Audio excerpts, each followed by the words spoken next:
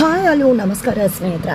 ಈ ಕಡೆ ಕುಸುಮ ಕೊಟ್ರ ಟಕ್ಕರ್, ಭಾಗ್ಯ ತಂಗಿ ಲಕ್ಷ್ಮಿ ಎಂಟ್ರಿ ಕೊಟ್ರ ಅಕ್ಕನಿಗೋಸ್ಕರ ಏನಾಯಿತು, ಏನು ಕತೆ ಎಲ್ಲವನ್ನ ಕೂಡ ತಿಳ್ಕೋಬೇಕು ಅಂದರೆ ಈಗಲೇ ನಮ್ಮ ಈ ಚಾನಲ್ನ ಸಬ್ಸ್ಕ್ರೈಬ್ ಮಾಡಿ, ಹಾಗೆ ಈ ಒಂದು ವಿಡಿಯೋವನ್ನು ಪೂರ್ತಿಯಾಗಿ ನೋಡೋದನ್ನು ಯಾವುದೇ ಕಾರಣಕ್ಕೂ ಕೂಡ ಮರಿಬೇಡಿ.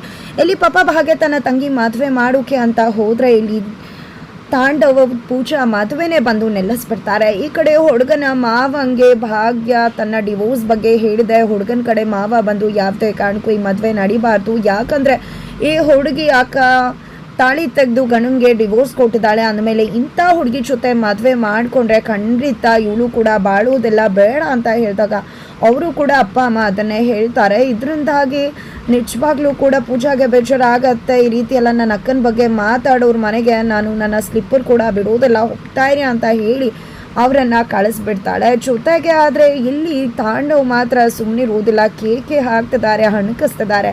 ಏನೇ ಭಾಗ್ಯ, ಏನು ಗಂಡನ ಬಿಟ್ಟು ಬದುಕ್ತೀನಿ ಹಾಗೆ ಹೀಗೆ ಅಂತಿದ್ಯಲ್ಲ, ಏನಾಯಿತು ನಿನ್ನ ಕತೆ, ಈಗ ನೋಡಿದ್ಯಾ ಏನಾಯಿತು ಅಂತ, ಗಂಡನ ಬಿಟ್ಟಿದ್ದಕ್ಕೆ ನಿನ್ನ ತಂಗಿ ಮದುವೆನೇ ನಿಂತು ಹೋಯ್ತು, ಈಗ ನಿನ್ನ ತಂಗಿ ಮದುವೆ ನಿಲ್ಲೋದಕ್ಕೆ ನೀನು ಕಾರಣ ಆಗಿಬಿಟ್ಟೆ ಅಂತ ಹೇಳ್ತಿದ್ದಾಗ ಈ ಕಡೆ ಅಮ್ಮ ತಿರುಗಿಸಿ ತಾಂಡವ್ ಕೆನ್ನಗೆ ರಪ್ಪಾರ ಅಂತ ಹೇಳಿ ಬಾರಿಸ್ತಾರೆ. ಅಮ್ಮ ನಿನ್ನ ಹೊಡಿ ಬಡಿ ಏನಾದರೂ ಮಾಡ್ಕೊ, ಆದರೆ ನಾನು ಹೇಳ್ತಿರೋದು ಮಾತ್ರ ಸತ್ಯವೇ ತಾನೇ ಅಂತ ಹೇಳ್ತಿದ್ದಾರೆ.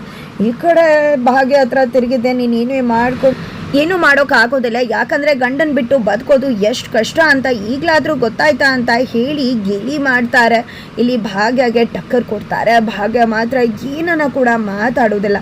ನಿಜವಾಗ್ಲೂ ಇಲ್ಲಿ ಭಾಗ್ಯ ತಲೆ ತಗ್ಗಿಸ್ತಿದ್ದಾರೆ, ನೊಂದ್ಕೋತಿದ್ದಾರೆ. ಬಿಕಾಸ್ ನನ್ನಿಂದ ನನ್ನ ತಂಗಿ ಮದುವೆ ನಿಲ್ತು ಅನ್ನೋ ನೋವು ಆಕೆಗೂ ಕೂಡ ಇದೆ. ಆದರೆ ಇಲ್ಲಿ ಕುಸುಮವ್ರು ಮಾತ್ರ ತಾಂಡವ್ನ ಜಡಾಯಿಸ್ತಾರೆ. ಈ ತೆಗಡೆ ತಾಂಡವ್ ಮಾತ್ರ ಮುಂದೆನೇ ಗೊತ್ತಾಗತ್ತೆ, ನೋಡ್ತಾ ಇರು ಭಾಗ್ಯ, ಗಂಡ ಇಲ್ಲದೆ ಬದುಕೋಕ್ಕಾಗೋದಿಲ್ಲ, ಗಂಡ ಇಲ್ಲದೆ ಬದುಕಿದ್ದೀನಿ ಅಂತ ಹಾಗೆ ಹೀಗೆ ಅಂತ ಮೆರೆದೆ ಅಲ್ವಾ, ನೋಡು ಗೊತ್ತಾಗತ್ತೆ ನಿನಗೆ ಗಂಡ ಬಿಟ್ಟು ಬದುಕೋದು ಎಷ್ಟು ಕಷ್ಟ, ಗಂಡ ಎಷ್ಟು ಇಂಪಾರ್ಟೆಂಟು, ಗಂಡನೇ ಮುಖ್ಯ ಅನ್ನೋದು ನಿನಗೆ ಗೊತ್ತಾಗತ್ತೆ ಅಂತ ಹೇಳ್ತಾರೆ. ತದನಂತರ ಅಲ್ಲಿಂದ ಹೋಗ್ತಿದ್ದಾಗ ಈ ಕಡೆ ಮನೆಗೆ ಹೋಗೋಣ ಅಂತ ಹೇಳಿ ಎಲ್ಲರೂ ಕೂಡ ಹೊರಡ್ತಾರೆ. ಬಟ್ ಹೊರಗಡೆ ಇದ್ದಾರಲ್ಲ ಅಕ್ಕಪಕ್ಕದ ಜನ, ನಿಜವಾಗ್ಲೂ ಕಣ್ರಿ ಎಷ್ಟು ಮಟ್ಟಿಗೆ ಅಣಕಿಸ್ತಾರೆ ಅಂದರೆ, ಈಗ ತಾನೇ ನೊಂದ್ಕೊಂಡಿದ್ದಾರೆ ಎಲ್ಲರೂ ಕೂಡ. ಹುಡುಗ ಹೋಗಿದ್ದಾನೆ, ಮದುವೆ ನಿಂತಿದೆ ಅಂತ, ಅದನ್ನು ಕೂಡ ಮೀರಿ ಏನದು ಪೂಜಾ ಮದುವೆ ನಿಂತೋಯ್ತಂತೆ, ಅದಕ್ಕೆ ಹೇಳಿದ್ದು ಭಾಗ್ಯ ಮೊದಲೇ ನಿರ್ಧಾರ ಮಾಡಬೇಕಲ್ವ, ಗಂಡನ ಬಿಡೋಕ್ಕೂ ಮುನ್ನ ಈ ರೀತಿ ತಂಗಿ ಮದುವೆ ಆಗಬೇಕಾಗಿದೆ ಅದೆಲ್ಲ ಅಂತ ನೋಡಿದ್ಯಾ, ನೀನು ಮಾಡಿದ್ದರಿಂದ ಹೇಗೆ ಪೂಜಾ ಮದುವೆ ನಿಂತೋಯ್ತು ಅಂತ, ಇನ್ನು ಪೂಜಾ ಮದುವೆ ಆಗೋದಿಲ್ಲ ಬಿಡು ಅಂತ ಹೇಳ್ತಾರೆ. ಈ ಕಡೆ ಕುಸುಮವರು ತರಾಟೆಗೆ ತಗೋತಾರೆ.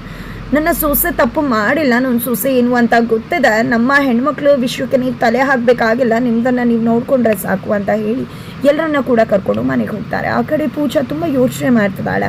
ಅವಳು ಯೋಚನೆ ಮಾಡ್ತಿರೋದು ಅವಳ ಬಗ್ಗೆ ಅಲ್ಲ, ತನ್ನ ಅಕ್ಕ ತಪ್ಪು ಮಾಡಿದೆ ಅವಮಾನಕ್ಕೆ ಈಡಾದ್ಲಲ್ಲ, ಅಕ್ಕ ಎಷ್ಟು ಸಂಕಟ ಅನುಭವಿಸಿದಾಳೆ, ಎಷ್ಟು ಕಷ್ಟ ಅನುಭವಿಸಿದಾಳೆ, ಆದರೂ ಕೂಡ ಅವಳ ಬಗ್ಗೆ ಅಷ್ಟೆಲ್ಲ ಮಾತಾಡಿದ್ರಲ್ಲ, ನನ್ನ ಕಾರಣದಿಂದ ಅವಳಿಗೆ ನೋವು ಆಯ್ತಲ್ಲ ಅಂತ.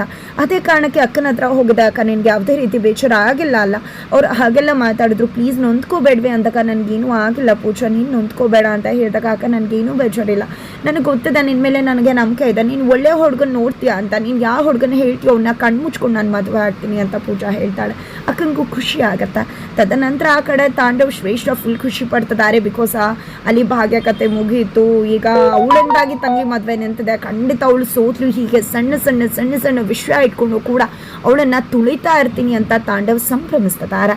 ನಂತರ ಬೆಳಗ್ಗೆ ಆಗುತ್ತೆ. ಬೆಳಗ್ಗೆ ಆಗ್ತಿದ್ದಾಗೆ ಪೂಜಾ ಕೆಲಸಕ್ಕೆ ಹೋಗ್ತೀನಿ ಅಂತ ಹೇಳಿದಾಗ, ನೋಡು ಪೂಜಾ, ಪುರೋಹಿತರೇನಾದರೂ ಹುಡುಗ ಬರ್ತಾನೆ ಅಂತ ಕಾಲ್ ಮಾಡಿದ್ರೆ ನೀನು ಆದಷ್ಟು ಬೇಗ ಬರಬೇಕಾಗತ್ತೆ ಅಂದಾಗ, ಸರಿ ಅಕ್ಕ ಅಂತ ಹೇಳಿ ಹೊರಡ್ತಾಳೆ. ತದನಂತರ ಪುರೋಹಿತರು ಕಾಲ್ ಮಾಡ್ತಾರೆ. ಈ ಕಡೆ ಸುನಂದವರು ಕೂಡ ಇರ್ತಾರೆ. ಈ ಕಡೆ ಸ್ಪೀಕರ್ ಆನ್ ಮಾಡ್ತಾರೆ. ಭಾಗ್ಯ ಪುರೋಹಿತರೆ ಬರ್ತಿದ್ದಾರೆ ಹುಡುಗ ಅಂದಾಗ, ಇಲ್ಲಮ್ಮ ಹುಡುಗ ಬರ್ತಿಲ್ಲ, ಯಾಕಂದರೆ ಅವರು ಅಕ್ಕ ಈ ರೀತಿ ಡಿವೋರ್ಸ್ ಆದಮೇಲೆ ತಂಗಿ ಕೂಡ ಅದೇ ಕೆಲಸ ಮಾಡ್ತಾಳೆ, ನಮಗೆ ಡಿವೋರ್ಸ್ ಆಗಿರೋ ತಂಗಿ ಯಾವುದೇ ಕಾರಣಕ್ಕೂ ಬೇಡ ಅಂತ ಹೇಳಿಬಿಟ್ರು ಅಂದಾಗ, ಈ ಕಡೆ ಸುನಂದವರು ನನ್ನ ಮಗಳದ್ದು ಏನೂ ಕೂಡ ತಪ್ಪಿಲ್ಲ, ನನ್ನ ಮಗಳು ಒಳ್ಳೆಯವಳು ಅಂತ ಹೇಳಿದಾಗ, ನಮಗೆ ಗೊತ್ತಿದೆ ಭಾಗ್ಯ ಹೇಗೆ ಅಂತ, ಬಟ್ ಅವ್ರು ಕನ್ವಿನ್ಸ್ ಆಗಬೇಕಲ್ವ, ನಿಜ ಹೇಳಬೇಕು ಅಂದರೆ ನಿಮ್ಮ ಎರಡನೇ ಮಗಳು ಮದುವೆ ಆಗೋದೇ ಡೌಟ್ ಅನ್ನಿಸ್ತದೆ ಅಂತ ಪುರೋಹಿತರು ಹೇಳಿ ಕಾಲ್ ಕಟ್ ಮಾಡಿಬಿಡ್ತಾರೆ. ಇದರಿಂದ ಸುನಂದವ್ರಿಗೆ ತುಂಬ ಬೇಜಾರಾಗುತ್ತೆ. ನೋಡಿದ್ಯಾ ಭಾಗ್ಯ, ನಿನ್ನಿಂದ ಎಷ್ಟೆಲ್ಲ ಆಗ್ತಿದೆ, ನೀನು ಗಂಡನ ಬಿಟ್ಟಿದ್ರಿಂದ ನೋಡಿದ್ಯಾ, ನನ್ನ ಮಗಳು ಮದುವೆ ಆಗ್ತಿಲ್ಲ ಅಂತ ಸುನಂದವ್ರು ಹೇಳ್ತಿದ್ದಾರೆ. ಅಲ್ಲಿ ಪೂಜಾ ನಿಂತು ಇದು ಎಲ್ಲವನ್ನ ಕೂಡ ಕೇಳಿಸ್ಕೊತಾಳೆ. ಅಯ್ಯೋ ಪಾಪ, ಅಕ್ಕಂಗೆ ನನ್ನಿಂದ ಸಂಕಟ ಆಗ್ತಿದ್ಯಲ್ಲ, ಏನಪ್ಪ ಮಾಡೋದು, ಅಕ್ಕ ನನ್ನಿಂದ ನೋವನ್ನು ಅನುಭವಿಸ್ಬೇಕಾಗಿರೋದು ಬಂದ್ಬಿಟ್ಟಿದ್ಯಲ್ಲ ದೇವ್ರ ಅಂತ ಅಂದ್ಕೊಂಡು ಕೆಲ್ಸಕ್ಕೆ ಹೋಗ್ತಾಳೆ. ತದನಂತರ ಈ ಕಡೆ ಭಾಗ್ಯಗೆ ತಾಂಡವ್ ಕಾಲ್ ಮಾಡ್ತಾರೆ. ಈಗ ಖಂಡಿತ ಕುತ್ಕೊಂಡು ಕುಗ್ಗೋಗಿರ್ತಾಳೆ, ತಂಗಿ ಮದುವೆ ನಿಂತೋಯ್ತು ಅಂತ, ಅವಳನ್ನು ರೇಗಿಸಿ ಮಚ ತಗೊಳ್ಳೋಣ ಅಂತ. ಏನಮ್ಮ ಭಾಗ್ಯ, ಪಾಪ ತಂಗಿ ಮದುವೆ ನಿನ್ನಿಂದ ನಿಂತೋಯ್ತು ಅಂತ ಪಾಪ ಯೋಚನೆ ಮಾಡ್ಕೊಂಡು ಕುತ್ಕೊಂಡ್ಬಿಟ್ಟಿದ್ಯಾ ಅಂದರೆ, ಯಾರು ಹೇಳಿದ್ದು ನನ್ನ ತಂಗಿ ಮದುವೆ ನಿಲ್ತು ಅಂತ, ನನ್ನ ತಂಗಿ ಮದುವೆಗೆ ನಿಮ್ಮನ್ನು ಕರಿತೀನಿ, ಪಾಪ ನೀವು ಶ್ರೇಷ್ಠ ಇದ್ರೂ ಕೂಡ ಬಂದು ಊಟ ಮಾಡ್ಕೊಂಡು ಹೋಗೋರು ಅಂತ. ಆಯಿತಾ ಅಂದಾಗ ಎಷ್ಟು ಧಿಮಾಕು ನಿನಗೆ, ನಿನ್ನ ತಂಗಿ ಮದುವೆ ನಿನ್ನಿಂದ ನಿಂತಿದೆ ಅನ್ನೋ ಗಿಲ್ಟ್ ಕೂಡ ಇಲ್ವಾ ನಿನಗೆ ಅಂತ ತಾಂಡವಿ ಹೇಳಿದಾಗ ಈ ಕಡೆ ಟಕ್ಕರ್ ಕೊಡ್ತಾಳೆ ಭಾಗ್ಯ. ತಾಂಡು ಮತ್ತು ಶ್ರೇಷ್ಠಗೆ ನಿಮಗೆ ಮಾಡೋ ಕೆಲಸ ಇಲ್ವಾ, ಇಡೀ ಜೀವನನೇ ಇನ್ನೊಬ್ರಿಗೆ ಅಂತ ಮುಡಿಪಾಗಿಟ್ಬಿಟ್ಟಿದ, ಬರೀ ಇನ್ನೊಬ್ರು ಜೀವನನ ಟೀಕೆ ಮಾಡೋದು ಹಾಳು ಮಾಡೋದು ಇದೇ ಆಗೋಯ್ತಾ, ಸುಮ್ಮನೆ ನಿಮ್ಮ ಬದುಕನ್ನು ನೋಡ್ಕೊಳ್ರಿ ನೀವು ಅಂತ ಹೇಳಿ ಕಾಲ್ ಕಟ್ ಮಾಡಿದಾಗ ಈ ಕಡೆ ತಾಂಡು ಎಷ್ಟು ಕೊಬ್ಬಿರಬೇಕು ಇವಳಿಗೆ, ತಂಗಿ ಮದುವೆ ನಿಂತಿದ್ರು ಇಷ್ಟು ದಿಮಾಕಲ್ಲಿ ಮಾತಾಡ್ತಾಳಲ್ಲ ಅಂತ ಹೇಳ್ಕೊಂಡು ಮತ್ತೆ ಕೆಂಡಾಮಂಡಲ ಆಗಿಬಿಡ್ತಾರೆ ತಾಂಡು. ತದನಂತರ ಇಲ್ಲಿ ಭಾಗ್ಯ ಅತ್ತೆ ಬನ್ನಿ ಹೊರಡೋಣ ಅಂತ ಹೇಳ್ತಿರೋ ಅಷ್ಟರಲ್ಲಿ ಈ ಕಡೆ ಸುನಂದ್ ಅವ್ರು ಕೂಡ ಹೊರಡ್ತಿದ್ದಾರೆ. ಅಮ್ಮ ಎಲ್ಲಿಗೆ ಹೋಗ್ತಿದ್ಯಾ ನೀನು ಅಂದಾಗ, ನಾನು ಪುರೋಹಿತರನ್ನ ನೋಡೋಕೆ ಹೋಗ್ತಿದ್ದೀನಿ ಪೂಜಾಗೆ ಹುಡುಗನ ನೋಡೋದಕ್ಕೆ ಅಂದಾಗ, ಅಮ್ಮ ನಾವೇ ನೋಡ್ತೀವಿ ಎಲ್ಲ ಕೂಡ ಒಟ್ಟಿಗೆ ಹೋಗೋಣ ಅಂದಾಗ, ಇನ್ನು ನಿನಗೆ ಮಾತ್ರ ನಂಬಿಕೆ ಇದೆ, ನನ್ನ ಮಗ್ಳಿಗೆ ನಾನು ಒಳ್ಳೆ ಹುಡುಗನ ಹೊಡ್ಕೋದಿಲ್ವಾ ಅಂತ ಹೇಳ್ತಾರೆ. ಇನ್ನೇನು ಮಾಡೋದು ಅಂದ್ಕೊಂಡಿದ್ದೆ. ಕುಸುಮ ಮತ್ತು ಭಾಗ್ಯ ಇಬ್ಬರು ಕೂಡ ಕ್ಯಾಂಟೀನಿಗೆ ಬರ್ತಾರೆ.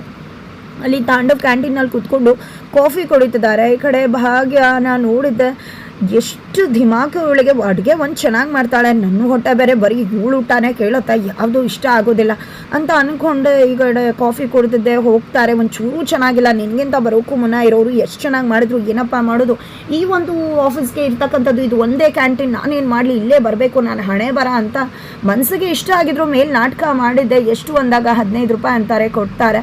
50 ರೂಪಾಯಿ ಕೊಟ್ಬಿಟ್ಟು ಚೇಂಜು ಬೇಡ ಚೇಂಜ್ ನೀನೇ ಇಟ್ಕೋ, ಪಾಪ ನನ್ನ ಅಪ್ಪ ಅಮ್ಮನೆಲ್ಲ ಸಾಕ್ತಾ ಇದೆಯಾ, ನೀನು ಇಟ್ಕೋಬೇಕಲ್ವ, ಕಷ್ಟ ಆಗತ್ತಲ್ಲ ನಿನಗೆ, ಚಿಲ್ಲರೆ ಕಾಸಿಂದಾನೇ ಅಲ್ವಾ ನಿನ್ನ ಜೀವನ ನಡೆಯೋದು ಅಂತ ಹೇಳ್ತಾರೆ.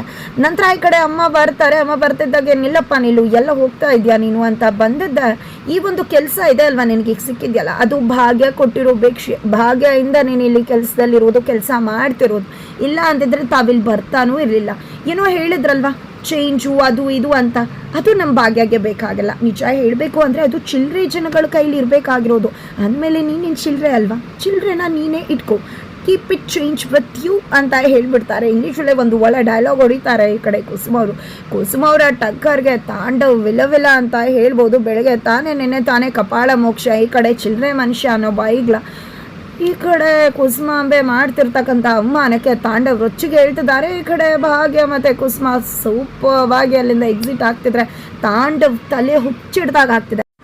ಹಾಗಿದ್ರೆ ಇಲ್ಲಿ ತಾಂಡವ್ಗೆ ಬುದ್ಧಿ ಕಲಿಸೋಕೆ ಲಕ್ಷ್ಮಿನೇನಾದರೂ ಎಂಟ್ರಿ ಕೊಡಿಸ್ತಾರೆ, ಭಾಗ್ಯ ಜೊತೆ ಬೆಂಬಲವಾಗೋದಕ್ಕೆ ಲಕ್ಷ್ಮಿಯನ್ನ ಏನಾದರೂ ಈ ಒಂದು ಸೀರಿಯಲ್ಗೆ ಎಂಟ್ರಿ ಕೊಡಿಸೋ ಸಾಧ್ಯತೆ ಇದೆಯಾ? ಲಕ್ಷ್ಮಿ ಎಂಟ್ರಿ ಕೊಟ್ಟು ತಾಂಡವ್ಗೆ ಖಡಕ್ ಪಾಠ ಕಲಿಸಿ, ಚೊಳ್ಳೆ ಹಣ್ಣು ತಿನ್ನಿಸಿ, ಚೊಳ್ಳೆ ಬಿಡಿಸಿ, ಟಕ್ಕರ್ ಕೊಟ್ಟು ತಾಂಡವ್ಗೆ ಪಾಠ ಕಲಿಸಿ ಹೋಗ್ತಾಳ. ಏನಾಗ್ಬೋದು, ಲಕ್ಷ್ಮಿ ಎಂಟ್ರಿ ಆಗುತ್ತಾ ಇಲ್ವಾ, ಅಥವಾ ತಾಂಡವ್ ಮತ್ತಿನ್ನೇನು ಮಾಡ್ಬೋದು, ಇನ್ನೇನು ಚಾಲೆಂಜ್ ಭಾಗ್ಯ ಎದುರಿಸ್ಬೋದು, ಇದೆಲ್ಲವನ್ನ ಕೂಡ ತಿಳ್ಕೊಬೇಕು ಅಂದರೆ ಈಗಲೇ ನಮ್ಮ ಈ ಚಾನಲ್ನ ಸಬ್ಸ್ಕ್ರೈಬ್ ಮಾಡಿ. ಹಾಗೆ ಒಂದು ವಿಡಿಯೋವನ್ನು ಪೂರ್ತಿಯಾಗಿ ನೋಡೋದನ್ನು ಯಾವುದೇ ಕಾರಣಕ್ಕೂ ಕೂಡ ಮರಿಬೇಡಿ.